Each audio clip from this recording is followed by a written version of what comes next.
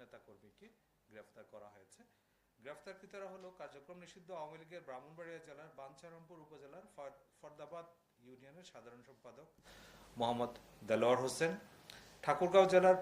পীরগঞ্জ থানা যুবলীগের সদস্য মোহাম্মদ গিয়াস উদ্দিন, ব্রাহ্মণবাড়িয়া জেলার নবীনগর থানা পৌর আওয়ামী লীগের সভাপতি বোরহান উদ্দিন আহমেদ,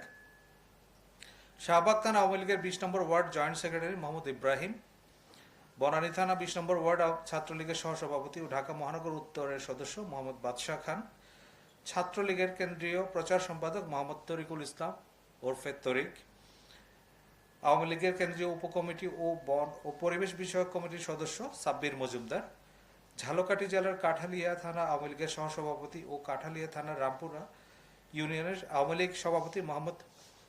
জাকির হোসেন ফরাজি, ভোলা জেলার চরফেশন উপজেলা আওয়ামী লীগের সাংগঠনিক সম্পাদক মোহাম্মদ মোরশেদ,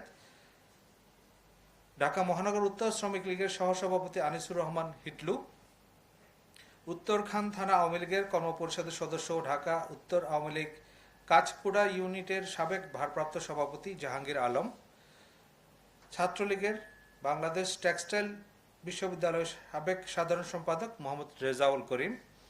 ছাত্রলীগের কেন্দ্রীয় কার্যনির্বাহী সংসদের প্রাক্তন সদস্য মইনুল হোসেন সুমন, উত্তরখান থানা আওয়ামী লীগের সাংগঠনিক সম্পাদক মোহাম্মদ আজিজুল হক,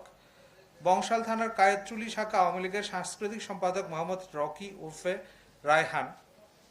উর্ফে রুকু,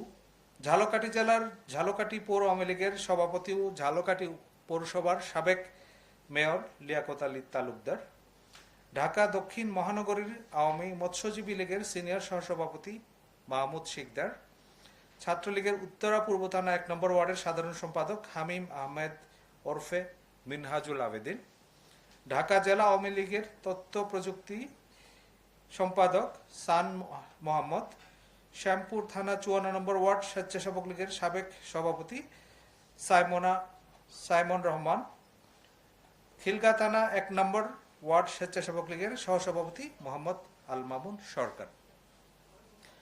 গ্রেফতারকৃত অনেকের বিরুদ্ধে একাধিক মামলার তথ্য রয়েছে আমাদের কাছে। এছাড়া যারা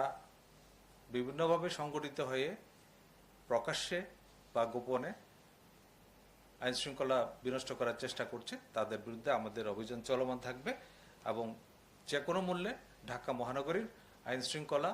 রক্ষা করতে ডিএপি বদ্ধপরিকর রয়েছে। প্রিয় সাংবাদিকবৃন্দ, আমাকে মনোযোগ দিয়ে শোনার জন্য আপনাদের সবাইকে আন্তরিক ধন্যবাদ। আপনাদের